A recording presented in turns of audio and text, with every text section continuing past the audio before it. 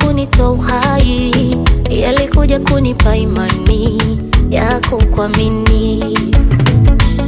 Nitakushukuru kama nikipata leo, nitakushukuru kama nikikosa kesho. Napenda kwanza kumshukuru Mwenyezi Mungu kwa ajili ya siku hii ya leo ambayo ametuwezesha kukutana mahali hapa kwa ajili ya tukio hili ambalo liko mbele yetu. Mungu aliumba viumbe mbalimbali, aliumba vitu ili hivyo vitu tuvitumie kwa ajili ya sisi wanadamu ambao tunaishi hapa duniani.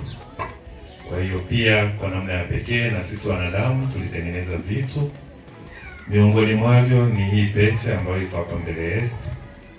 Pete hii imetengenezwa na mwanadamu kwa ajili ya matumizi ya mwanadamu, lakini kwa ajili ya sifa na utukufu wako wewe uliye juu. Asante Baba, ninakushukuru Baba.